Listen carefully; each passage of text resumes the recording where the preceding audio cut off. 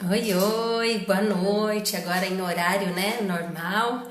Ontem a nossa live aconteceu às 3 da tarde, mas essa semana toda nós temos lives muito especiais. A de hoje a gente vai falar um pouco sobre memória, né? Com um convidado super especial, ele é geriatra. Vocês podem deixar as dúvidas de vocês aqui, que o Dr. Patrick vai estar respondendo cada um de vocês, tá? Amanhã a gente vai estar falando também sobre como a atividade física pode ajudar na ansiedade. Depois nós vamos falar sobre ansiedade e finanças, né? Como a gente pode gerir essa questão nesse período de quarentena. E na sexta-feira a gente vai falar um pouquinho de autocuidado, né? Sobre esse autocuidado, a ansiedade e a dermatologia. Então essa semana tá bem especial, tá? Então começa. Já vou começar pedindo para vocês que estão aqui. Oi, Gabi, bem-vinda. Tira um print da tela e manda para os seus, coloca lá no seu stories e me marca, né? Fala, olha, estou aqui na live sobre ansiedade e memória, né? Com a Cibele, com o Dr. Patrick, venha participar com a gente, tá bom? Que quando a gente faz esse movimento, a gente consegue atingir mais pessoas, né? Esse horário das 9h30 foi um horário, na verdade, que o meu público colocou que as lives seriam melhor à noite. Então, por isso que esse horário ficou bacana, até pela rotina que eu tenho com os filhos, mas também não imaginei que teria toda essa pandemia, né? E acabam dormindo um pouco mais tarde, alterando a rotina e tudo mais, tá bom? Então, para quem não me conhece, meu nome é Cibele Simões, eu sou psicóloga, especialista em terapia cognitiva comportamental. É uma abordagem, né, da psicologia que tem assim resultados em curto período de tempo. Então, eu trabalho muito com a questão da ansiedade, dos transtornos emocionais, né? Seja o toque, o pânico, a fobia social. Então, qualquer transtorno que esteja relacionado à nossa ansiedade, tá? Vou ver se o nosso convidado já chegou aqui. Vamos lá, vamos lá. Então, eu vou estar me conectando, tá? Então, não esquece de ir lá no Stories e marcar Cibele Simões Psi, e o Dr. Patrick, né? Que aí as pessoas vão participar com a gente. Vamos esperar aqui. Oi, oi, doutor. Boa noite. Esperando aqui que não está aparecendo a imagem. Tá rodando. Doutor Felipe Endócrino. Olá a todos. Boa noite, Patrick. Boa noite, doutor. Seja bem-vindo. Renato, seja bem-vindo. Gabi, Isabela, tem uma turminha já nos esperando aqui.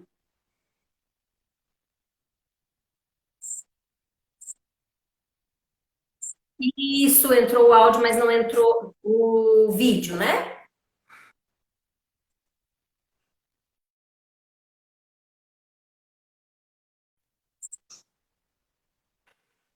Então, o doutor Patrick saiu, vai entrar novamente para poder melhorar a conexão, né?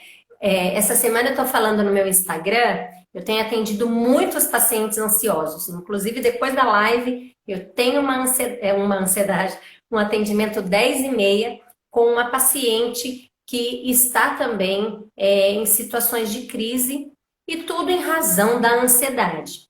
Tem coisas que a gente não controla, né? E tem coisas que estão sob o nosso controle. Então, às vezes, a própria rede social, ela cai, não depende de nós o sinal, e aí a gente acaba ficando ansioso por isso também, né? Fica tranquilo.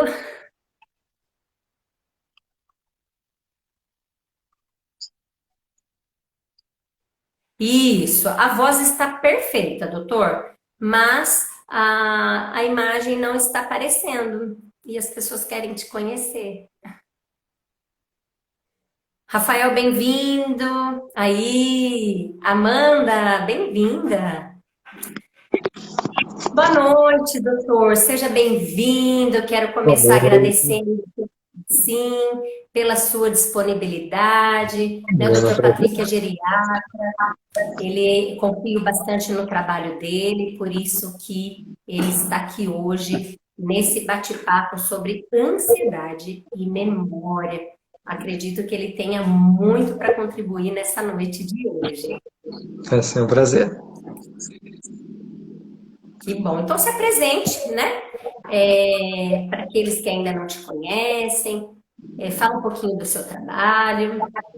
Perfeito. Meu nome é Patrick, eu sou médico geriatra, trabalho aqui em Ourinhos, em consultório particular, trabalho também em Canitar, atendendo na saúde pública. Trabalhei aqui em Ourinhos já na atenção primária, na unidade do Parque Minas Gerais, e até algum pouco tempo atrás eu trabalhava também na unidade de Capsadeia aqui no nosso município. E agora com essa pandemia, doutor, tem aderido ao atendimento online também? Não? Como que tá? Perdão, eu não consegui entender a pergunta. Agora nessa época de pandemia, está todo mundo aderindo a esses atendimentos online? Como que está nessa questão, né, dos seus atendimentos? Tem como? Não tem? Como funciona? Sim, sim. Os atendimentos para o paciente idoso, para o paciente geriátrico, eles costumam ser, primeiro, atendimentos que já são um pouco mais complexos para serem feitos de modo remoto, né? A gente tem geralmente um paciente que tem múltiplas queixas, que tem uma questão orgânica bastante mais complexa, com frequência apresentação atípica de sintomas, de manifestações. Então, é um pouco mais difícil para a geriatria conseguir fazer um atendimento, até porque alguns idosos também têm um pouco mais de dificuldade para usar a tecnologia com essa finalidade também. Então, a Sim. maior parte dos atendimentos continuam sendo realizados de modo presencial. A gente adotou aqui na clínica uma série de medidas de segurança, exatamente para evitar aglomeração, para poder proporcionar limpeza do ambiente, né, para que a gente consiga continuar dando atendimento, porque de fato o que complica de modo importante essa questão da pandemia é exatamente a gente não conseguir dar conta de atender as demandas que são de condições crônicas, que é o dia a dia, né, da geriatria. Então, se a gente descompensa hoje um paciente idoso da sua comorbidade crônica, ele não vai ter tanta facilidade como teria 2, 3 meses atrás de, às vezes, conseguir uma internação hospitalar mais tranquila, uma vaga de UTI, né, exatamente pela saturação do sistema. Então, a gente precisa, de fato, continuar assistindo essa população. Entendi, muito bem. Bom, doutor, na verdade, hoje em dia, né, o senhor falando aí desse grupo, né, ninguém quer envelhecer. O envelhecimento é um desafio, né, para o mundo todo.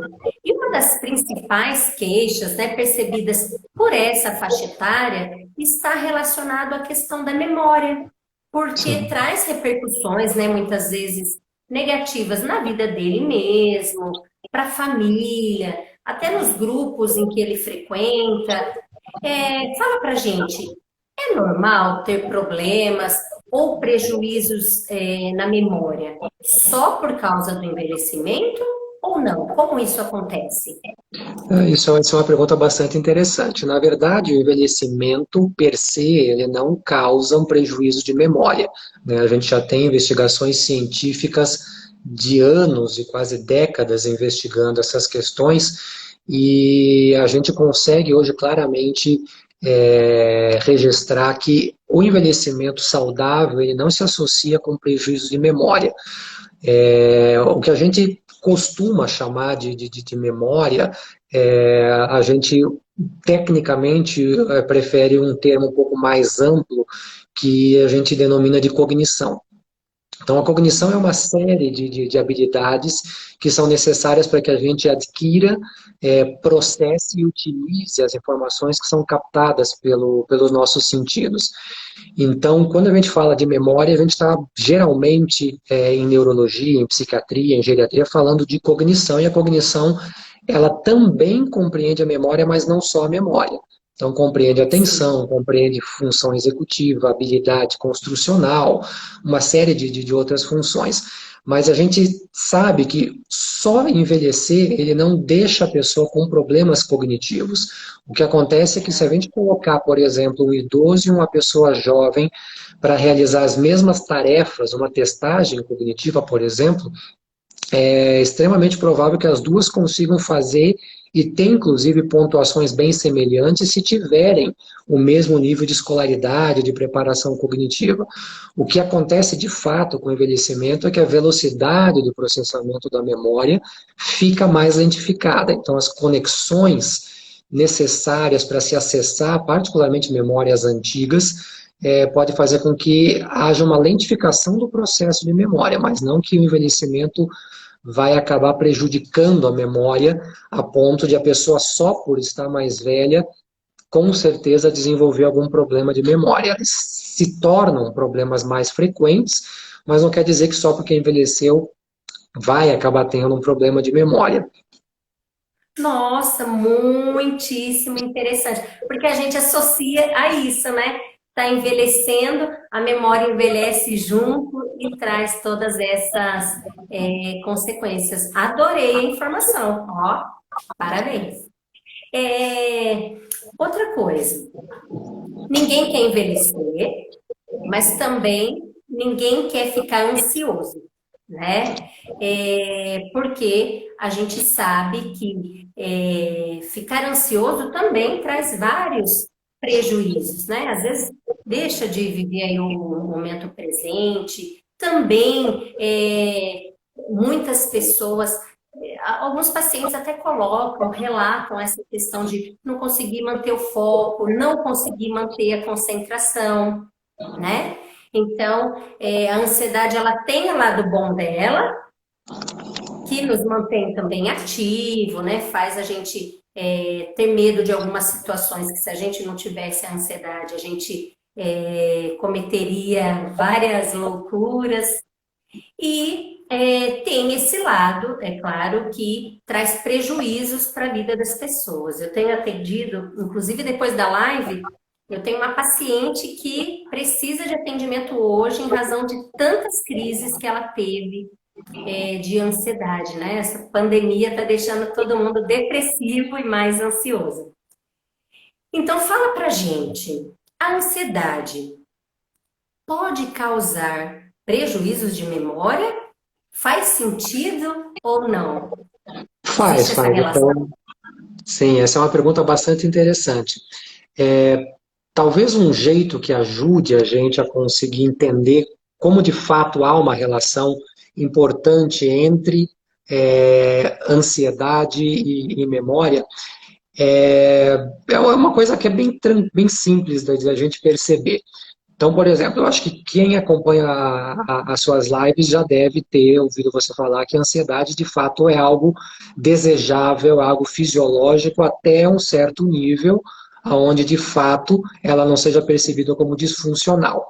Ela prepara a Isso. gente para a ação, ela faz com que a gente consiga perceber, sair do nosso comodismo, sair de uma situação que às vezes é confortável e que não nos permite ir além, não nos permite conquistar coisas novas. Mas o excesso de ansiedade pode fazer com que a gente comece a ter prejuízos em algumas das atividades cognitivas que a gente comentou. Então, quando a gente, por exemplo, está falando sobre processos de formação de memória, a gente sabe que a atenção é uma das etapas fundamentais para que a gente consiga, de fato, formar uma boa memória. Então, se a gente fizer um teste agora rapidamente, a gente está aqui conversando já há alguns minutos, se eu, nesse momento agora, fechar a minha câmera e pedir que as pessoas lembrem, sei lá, a cor da minha gravata, a cor da minha camisa e mais algum detalhe da minha sala de decoração, Ai, tá? meu Deus. Enfim, é bastante provável que a gente vá ter um pouco de dificuldade, mas por que que a gente tem essa dificuldade? Não é porque a gente está com problema de memória, é exatamente porque o nosso foco ele está no conteúdo do que a gente está conversando, e não no detalhe de cor de gravata, de decoração, de cor de camisa. Mas perceba que no dia a dia, a gente às vezes chega, por exemplo, em casa, correndo depois de um dia extremamente atribulado, segurando a chave numa mão, pensando na lista de compras que precisa ir no supermercado fazer. No meio do caminho o telefone toca, o filho está chamando porque quer que ligue a televisão para assistir o desenho. Aí você está pensando na lista de compras enquanto atende o telefone, e aí de repente você se toca que você não está achando a sua carteira. E aí você pensa, puta, devo ter esquecido no carro. Ué, cadê a chave do carro? Se a gente não tem, de fato, foco, atenção para as coisas que são necessárias, a gente não consegue formar, mesmo que seja uma memória, às vezes, insignificante, mas importante o suficiente para saber aonde raios eu deixei a chave do carro que agora eu estou precisando. Então, se a gente não percebe essas questões, a gente não consegue formar memórias que sejam mais duradouras, porque de fato a memória vai acabar se formando ou quando eu me exponho de modo repetido a uma informação, ou quando eu dou foco, eu dou atenção para essa informação para que eu possa armazenar e utilizar ela novamente, ou quando uma informação tem uma carga emocional tão intensa, tanto positiva quanto negativa, que eu acabo gravando isso. Isso fica intrínseco, fica cristalizado na memória. Eu, por exemplo, de fato não consigo lembrar quando foi a primeira vez que me disseram que não era muito interessante colocar o dedo numa tomada porque eu poderia me machucar. Eu até me lembro vagamente da minha mãe falando pelo menos um zilhão de vezes que eu não deveria colocar o dedo na tomada, que na minha época parecia uma cara de uma criancinha sorrindo. Hoje em dia as tomadas são bem diferentes, mas eu consigo me lembrar muito claramente do primeiro choque elétrico que eu tomei, porque depois disso eu nunca mais botei um dedo na tomada. Então houve uma carga emocional tão intensa que me fez lembrar que não era muito interessante, mesmo que com uma idade pequena, colocar o dedo dentro de uma tomada. Então a Sim. atenção fez, pela dor, pelo desconforto, com que aquela memória ficasse registrada. Então, para que a gente consiga, de fato, perceber o quão significativo pode ser um transtorno de ansiedade na vida de uma pessoa, a gente pode tentar imaginar a quantidade de informações que passa na cabeça de uma pessoa ansiosa para ela conseguir dar conta da fato, tanto para armazenar informações que ela já esteja se expondo durante o seu dia, onde é que está a chave, onde é que está a lista de compras, quanto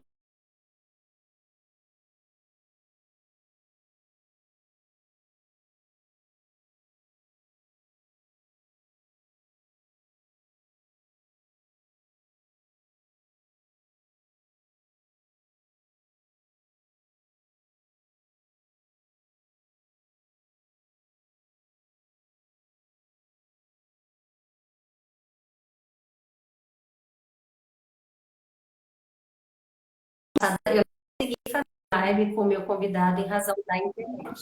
Doutor, travou, travou tudo. Até travou onde, tudo. até onde você conseguiu acompanhar? Até onde que não travou?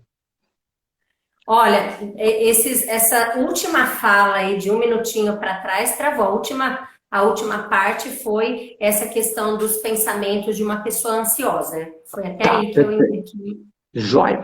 Então, as pessoas que são excessivamente ansiosas, quando elas são expostas a exames que a gente chama de neuroimagem funcional, ou seja, você coloca a pessoa para fazer uma ressonância, que é uma ressonância diferente, aonde durante o exame ela desempenha algum tipo de atividade cognitiva, seja lembrar de uma história, seja contar os meses do ano de trás para frente, ou seja, desempenhando uma função cognitiva.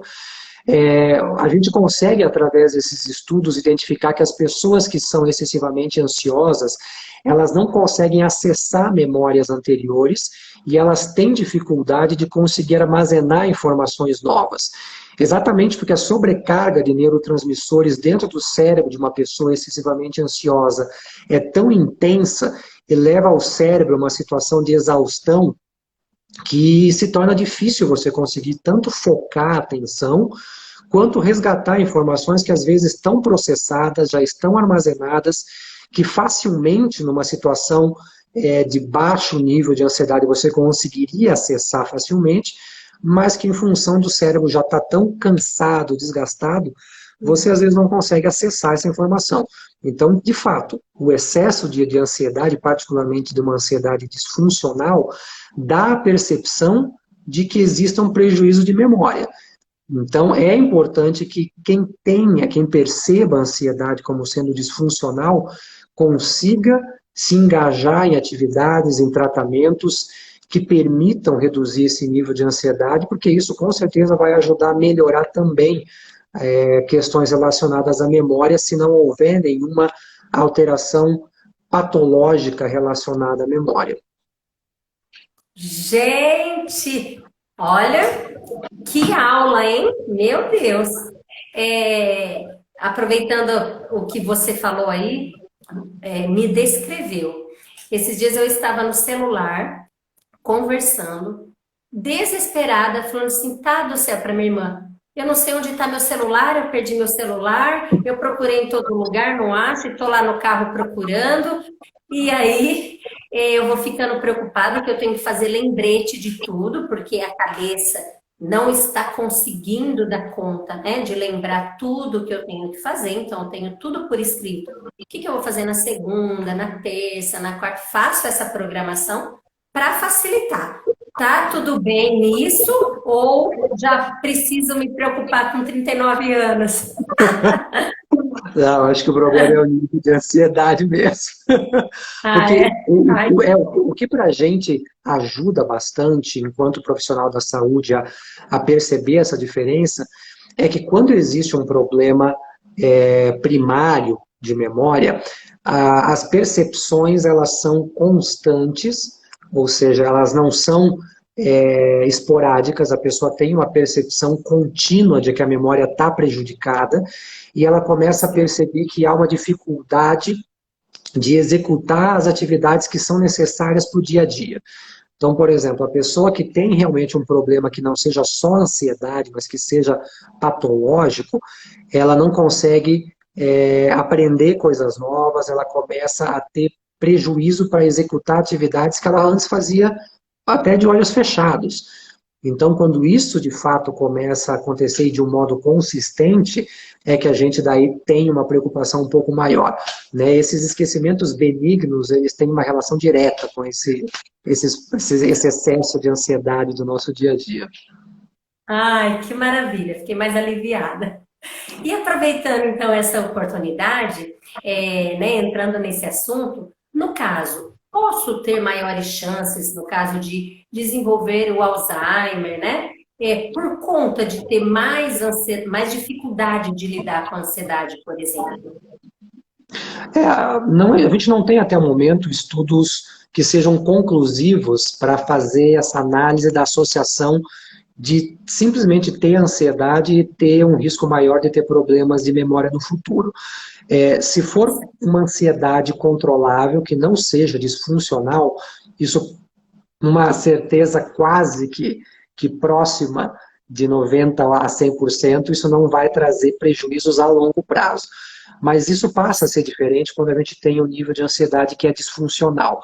Então, as pessoas que têm, de fato, transtornos de ansiedade generalizada, transtorno fóbico ansioso, transtorno obsessivo compulsivo, elas podem ter uma maior probabilidade também de desenvolverem outros problemas de saúde associados à própria ansiedade. Então, é muito mais frequente que uma pessoa ansiosa, por exemplo, tenha hipertensão, desenvolva transtornos alimentares, não tenha a capacidade de conseguir se engajar em atividade física regular, e tudo isso acaba predispondo a pessoa a uma série de riscos que aumenta a probabilidade de outros problemas de saúde. Então, a gente tem hoje uma associação bastante grande de fatores de risco para doenças cardiovasculares com problemas demenciais, tanto para demência do tipo Alzheimer quanto para demência vascular, que é uma demência a infartos cerebrais, a derrames, né? Alguns estudos sugerem, inclusive, que no mundo ocidental a gente tem uma prevalência de demência mista, onde tem componente tanto para Alzheimer quanto para demência vascular, quase que igual a de demência vascular, demência por Alzheimer pura. Então, se a ansiedade é disfuncional, está associada a um transtorno patológico, a pessoa tem uma probabilidade maior de desenvolver outras condições que podem prejudicar a memória. Enquanto for um nível de ansiedade que seja possível de se lidar, seja com relaxamento, com psicoterapia, com tratamentos, às vezes, não farmacológicos, que são sempre o primeiro esteio, a primeira baliza para tratamento de transtornos e ansiedades, a gente consegue ter a possibilidade de tratar problemas relacionados à ansiedade sem que a gente perceba com isso um maior risco de desenvolvimento futuro de condições patológicas relacionadas a problemas de memória. Entendi. Tá. Então, no caso, né, se a ansiedade, ela pode trazer, ela pode causar esses prejuízos na memória, como seria, então, a questão do tratamento, né? Todo tratamento para ansiedade, no caso, sempre vai ser benéfico para a memória ou não? Também traz prejuízos? Como funciona essa questão? Bom, essa é uma pergunta interessante. Bom, a etapa fundamental para o tratamento de qualquer transtorno ansioso sempre vai envolver estratégias não farmacológicas. Então, isso vai incluir mudança de estilo de vida, isso vai incluir autoconhecimento, se utilizar de técnicas de relaxamento, de psicoterapia, enfim, que a pessoa de fato consiga redefinir as suas prioridades para dar atenção àquilo que seja de fato mais importante. Quando se percebe que não há possibilidade de somente com essas intervenções dar conta, ainda mais em transtornos de ansiedade patológicos, obviamente que a gente tem a possibilidade e o benefício de se utilizar de tratamentos farmacológicos. Os tratamentos farmacológicos, eles vão ter indicações específicas, vão ter relação mais com os transtornos patológicos de ansiedade, mas, de fato, alguns dos tratamentos farmacológicos que a gente usa para tratar os transtornos de ansiedade, eles acabam tendo como efeito colateral, como efeito adverso, a possibilidade de interferir com a memória. Seja porque eles diminuem a possibilidade de atenção e de concentração, seja porque eles alteram o metabolismo colinérgico dentro do cérebro. Então, para que se formem boa parte das sinapses, das interações entre os neurônios, a gente precisa de algumas substâncias, de alguns neurotransmissores. E existem medicamentos que interferem de modo importante com essa transmissão colinérgica dentro do cérebro e dificultam, então, a formação das memórias. E isso vai incluir desde remédios que são utilizados para tratamento de incontinência urinária, algumas medicações que se utilizam para outros fins, e também algumas medicações que são utilizadas para o tratamento de transtornos patológicos da ansiedade. A gente vê isso com bastante frequência, particularmente no paciente idoso, com as pessoas que são usuárias crônicas de benzodiazepínicos.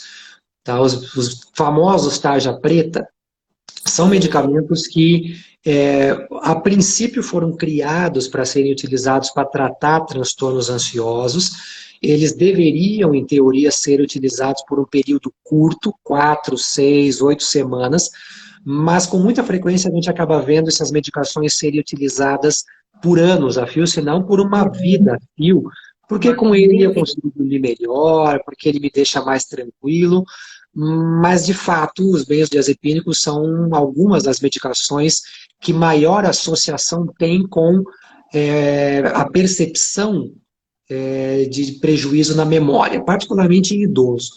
Então, a gente sabe que os benzodiazepínicos, eles prejudicam a aquisição de novas informações, exatamente porque eles lentificam o funcionamento do sistema nervoso central. Então, ao fazer isso, a gente passa a ter mais dificuldade de concentração, maior dificuldade de atenção, e a formação de novas memórias, assim como acessar memórias que já estejam estabelecidas, que a gente teoricamente só precisaria acessar elas para poder utilizar, ela se torna mais dificultada porque a gente vai ter uma lentificação para acessar essas informações que estão já armazenadas no cérebro.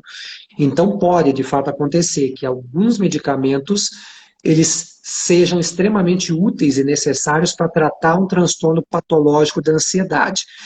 Enquanto essa medicação estiver agindo, ela pode trazer como efeito colateral consequências na memória. Isso não quer dizer que esse problema é definitivo, porque boa parte desses problemas com a interrupção, ou seja, com a melhora do transtorno de ansiedade e a interrupção do medicamento, a pessoa Sim. consegue voltar a ter atividade cognitiva normal.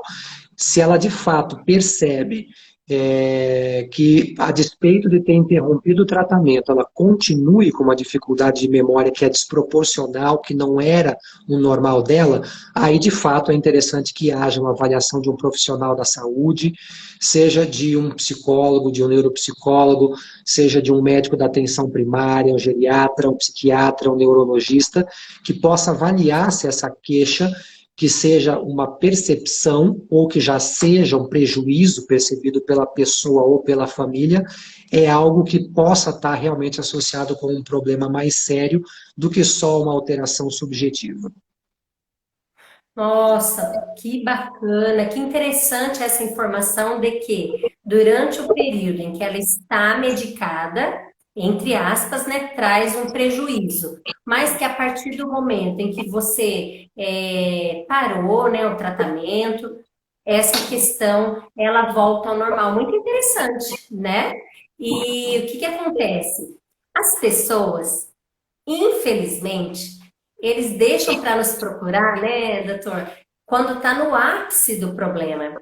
E aí, né, o medicamento, eu costumo falar que o medicamento ele vai agir no sintoma, mas na causa, a terapia tem essa função de trabalhar na causa, de identificar essas cognições, esses pensamentos que estão me levando a essa emoção de uma ansiedade fora da normalidade e os comportamentos que geralmente eu evito, né? Eu não saio, eu começo a criar crenças disfuncionais sobre mim, sobre as pessoas, sobre o mundo. Então, bem dito aí pelo senhor, atividade física, o mindfulness que a gente fala, né, que são essas estratégias de relaxamento, são todas técnicas que a gente mostra para o paciente que muitas vezes alguns resistem e não fazem, né? Por isso que querem tomar a medicação para uma vida inteira, achando que... Eu tive um paciente essa semana que falou que parece que aí tem um salvador da pátria que tira todos os problemas e ele fica bem. Isso não existe, né?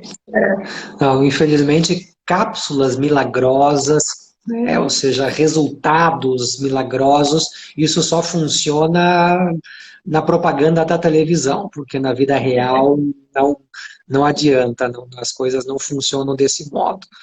Né? Então, realmente, não tem como a gente conseguir resolver toda uma questão que às vezes envolve aspectos laborais, às vezes envolve aspectos de relacionamento, só com a medicação. A medicação não vai transformar o mundo lá fora, enfim, num mundo sem violência, num mar de pôneis cor-de-rosa pulando numa favela.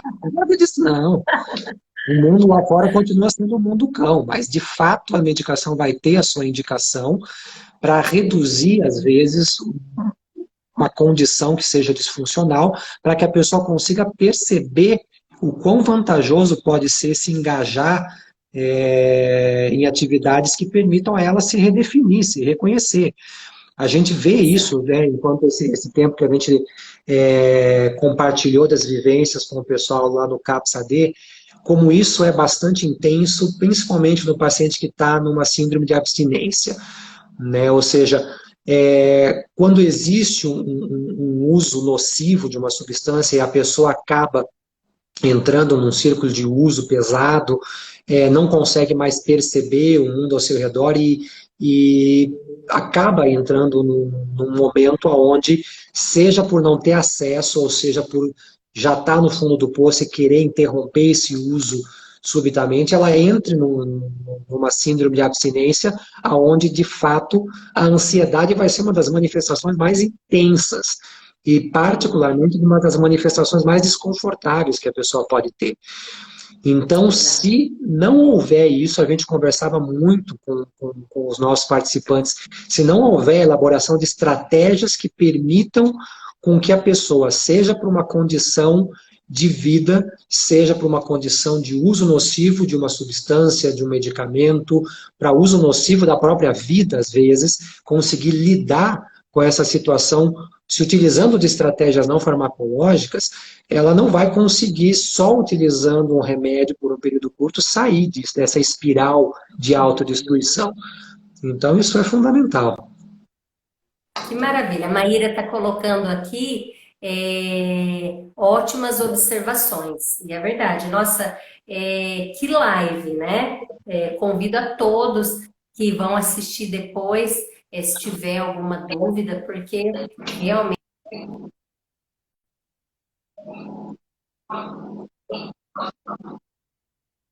uma coisa vai levando a outra.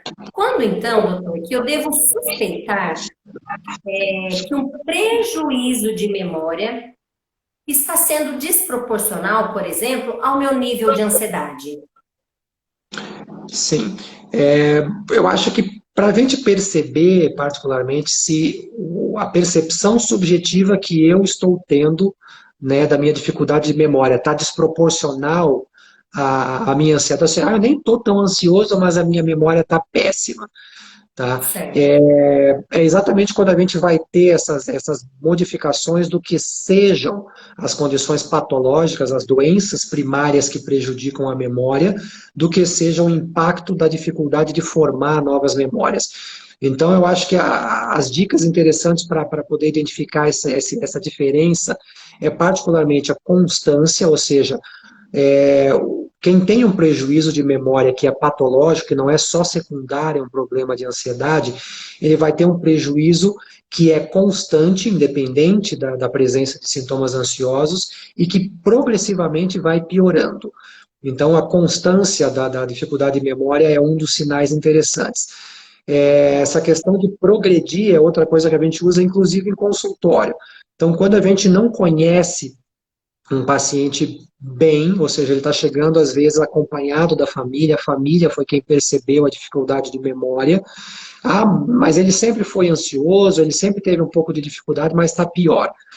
Então a gente faz o que a gente chama de testagem neuropsicológica, são testes que a gente avalia essas funções cognitivas, e às vezes, de fato, a pessoa ela consegue ir bem nesses testes, mesmo a família percebendo um prejuízo.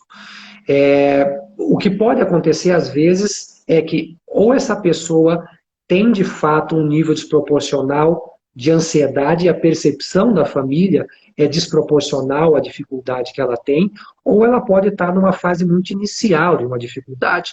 Então a gente precisa comparar essa pessoa com ela mesma num período de 6 meses, por exemplo, de 12 meses às vezes. Porque se for uma fase muito inicial de um problema como doença de Alzheimer, como demência por qualquer outra causa, é exatamente a reavaliação do paciente depois de um certo tempo que vai permitir com que a gente e o próprio paciente consigam perceber que as coisas estão progredindo, que as coisas estão piorando. Outro sinal interessante é quando a pessoa começa a ter dificuldade para fazer o que ela sempre conseguiu fazer, né? Ou seja, ela sempre deu conta de fazer compras, de lidar com finanças, e de repente ela não consegue mais dar conta de fazer essas questões. Então, quando isso começa a ser percebido, acho que esses são os sinais de que algo desproporcional está de fato acontecendo, e aí é interessante que se peça tanto para um profissional avaliar a memória, quanto isso é uma coisa que com frequência a gente vê sendo negligenciada, avaliar as medicações que ele está usando. Como a gente falava agora, às vezes um remédiozinho que eu já uso há anos, e que vem piorando a minha memória, pode ser a substância que está exatamente piorando a memória. E que interrompendo aquela medicação, há uma possibilidade de você conseguir melhorar de modo significativo questões que não sejam patológicas. Então, é importante que todo médico revise a lista de remédios que um paciente particularmente idoso usa, porque com frequência ele vai em 2, 3, em 4 médicos e cada um tem a sua conduta, agrega às vezes um medicamento novo, não sabe que ele já estava usando outros medicamentos, e a própria interação entre remédios também pode às vezes ser suficiente para que essa alteração de memória se torne mais intensa, porque esses efeitos eles vão se somando. Então eu acho que esses seriam provavelmente os sinais mais fáceis da gente conseguir notar que algo de desproporcional está acontecendo e que é importante eu buscar a ajuda de algum profissional.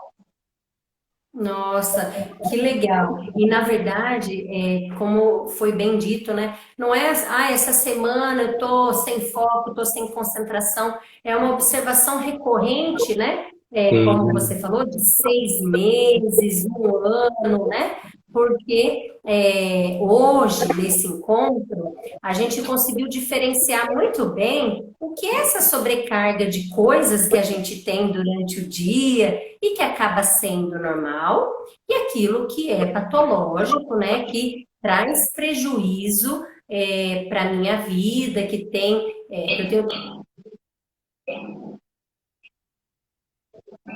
outras coisas, agora eu não consigo mais, então algo errado está acontecendo, né? A Maíra até colocou, uau, nunca pensei nessa possibilidade. Pois é, nem eu, Maíra. E, doutor, por mim eu ficaria aqui, ó, tempos e tempos, tá maravilhoso. Mas você acredita que nós já estamos terminando? A gente tem só 10 minutos. Então, eu gostaria, assim, né? Eu gosto, ó, meu pai tem tido falhas de memória e pode ter relação com as medicações. Sim, como o Patrick Tem, colocou, né? Mayra, é interessante avaliar os remédios, pedir que um profissional de saúde avalie os medicamentos que ele está utilizando, porque, de fato, a gente tem uma série de medicamentos que, às vezes, parecem extremamente inofensivos, mas eles podem trazer prejuízos, sim, à memória, e é interessante que um profissional possa avaliar toda essa relação de medicamentos e verificar se não pode estar tendo efeito colateral de uma substância na memória, interação entre medicamentos causando prejuízo na memória, isso é uma coisa bastante importante. Ótimo. Então, assim, para a gente já ir se preparando para essa despedida, né? Que dicas? Eu gosto sempre de finalizar dando dicas aí para o pessoal, né? Você, enquanto profissional, Patrick, enquanto geriatra, né? Muito obrigada por esse esclarecimento, ela colocou aqui. Prazer, né? Como que você poderia, então, que dicas você poderia deixar para quem está assistindo, para quem vai assistir depois, em relação a como lidar, então, com a ansiedade e memória, né? Nesse mar aí de perguntas, em meio a um deserto de resposta, porque pergunta e dúvida a gente tem um monte, né? Eu acho que tem algumas coisas que são bem bacanas e que a gente deveria levar para o resto da vida. Eu sempre brinco quando com pacientes e quando a gente está, às vezes, em conversa, inclusive com colegas, que, na verdade, a época da vida em que a gente mais perde neurônios não é quando a gente envelhece, apesar de a gente ter essa percepção. A época da vida em que a gente mais perde neurônios, na verdade, é quando a gente decide que raios a gente vai fazer da nossa vida. Porque o homem lá em cima, ele nos fez perfeitos e com a possibilidade, se a gente quiser, de desenvolver habilidades para ser um matemático, para ser um físico, para ser um pianista, é, enfim, para ser médico, para jogar futebol. Tem gente que vai ter um pouco mais de habilidade, mas a princípio a gente tem neurônios que nos permitiriam desenvolver plenamente funções para executar, pelo menos de um modo mediano, qualquer dessas funções. Então, a hora que eu Sim. decido que eu vou ser médico e não vou mais fazer conta, porque agora eu vou ter uma calculadora do meu lado para sempre. Todos os neurônios que eu, a princípio, poderia desenvolver de um modo colossal, fazendo contas de cabeça de trás para frente, de olho fechado, raiz quadrada do cubo, da hexágono do Pitágoras, tudo isso eu vou acabar transferindo para a calculadora. Eu não vou mais precisar usar meus neurônios para isso. Então, o cérebro entra num modo de economia e acaba deixando esses neurônios sem reserva fisiológica. Então, eu acabo exercitando de um modo intenso os neurônios que têm relação com o tipo de atividade profissional que eu vou executar e aquilo que me permitiria ser um bom cantor, ser um bom pianista, fazer contas, eu acabo deixando de lado. Então, eu acho que uma das dicas mais interessantes é não se acomode.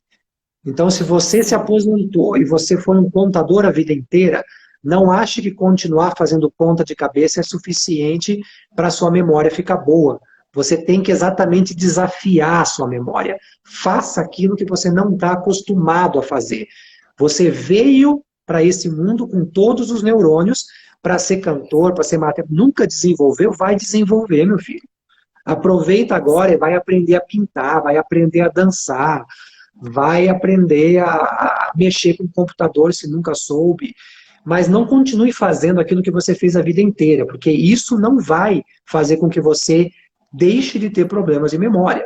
O que vai te permitir ter neurônios para recrutar, caso você tenha uma dificuldade maior, é exatamente você ter todas essas habilidades cognitivas que usem o lado esquerdo, que usem o lado direito do cérebro, plenamente desenvolvidas. Porque daí, se por acaso você vier a perder um pouco de neurônios, você tem um excesso, porque você continua desenvolvendo e se utilizando dessas funções. Eu acho que a outra dica mais preciosa é o que a gente comentou. Não existe cura milagrosa, não tem vitamina para a memória voltar a ser a memória de quando eu tinha 30 anos. Isso é balela de quem quer vender vitamina. Não tem até hoje Sim. remédio que cure doença de Alzheimer. Não tem remédio que até hoje faça uma pessoa com um problema grave de memória voltar a ter a memória de 20 anos atrás. Então não tem cura milagrosa. O que existe de fato são condições que podem ser revertidas com a suspensão de um medicamento, com modificações, às vezes, de estilo de vida. Se o problema tem relação direta com excesso de ansiedade, você precisa tratar essa ansiedade com psicoterapia, com relaxamento, com autoconhecimento, com mindfulness, enfim, com o tipo de estratégia com a qual você melhor se adequar. Não é tomando uma vitamina ou uma cápsula uma vez por semana ou um soro colorido, fosforescente, que as coisas vão sumir. Não vai funcionar desse jeito. Né? Então não existe nada milagroso. O que existe é, de fato, evidência científica sendo desenvolvida e permitindo com que a gente tenha acesso a informações que façam com que a gente se utilize das melhores intervenções, sejam elas psicoterápicas, sejam elas medicamentosas, sejam elas mudança de estilo de vida. Eu acho que essas seriam provavelmente as dicas mais interessantes e preciosas que a gente poderia compartilhar com vocês hoje. E que dicas, não, gente? Deixa eu ler o recado aqui. A, a Ilka, ela colocou aqui, live enriquecedora. Parabéns aos dois profissionais. A gente que Obrigado, Ilka. agradece, né, por você estar aqui, né? Que maravilha, Patrick. Eu estou agora, né, trabalhando com um projeto também muito bacana, exatamente voltado para essa questão da ansiedade, que é a ansiedade na medida certa, né? Bacana. Justamente é um trabalho, um grupo de até 10 pessoas, onde eu vou estar ensinando, o lançamento é agora, na primeira semana de maio, que a gente pretende começar, e a gente vai estar mostrando exatamente isso, né? É, os pensamentos, os gatilhos mentais que me levam a ter essa ansiedade, né? Essas crenças, o que é mito e o que é verdade da ansiedade. É, todas essas dicas que você deu são tão preciosas, porque assim, o nosso cérebro, eu costumo colocar para os meus pacientes também, você está aí para confirmar isso, que ele não quer que a gente saia da nossa zona de conforto. E a gente Certo. precisa, né?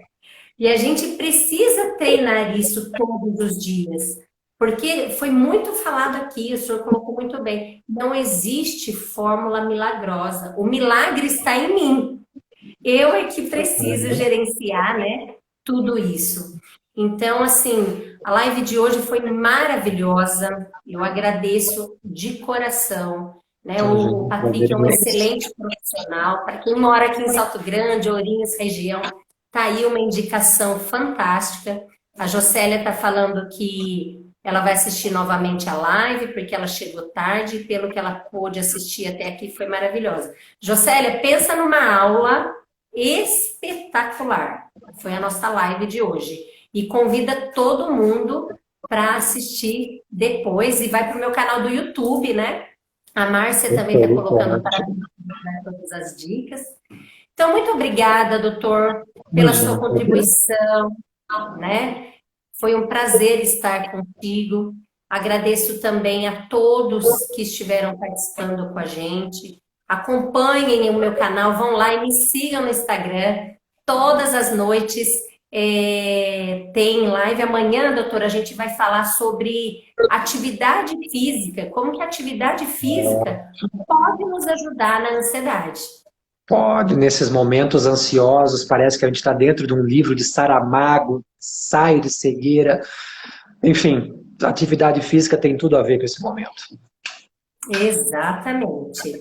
Então, muito obrigada, doutor. Que Deus abençoe, que o senhor continue aí transformando a vida das pessoas, que essa é a nossa missão principal, fazer a diferença, né? Exatamente. Muito obrigado a todos vocês que acompanharam a gente durante essa live. Foi um prazer imenso. Espero que a gente possa ter contribuído com vocês essa noite. Com toda certeza. Tchau, tchau, gente. Ansiedade na medida certa, esse é o segredo. Tchau, tchau. Uma boa noite, um bom descanso. Boa noite.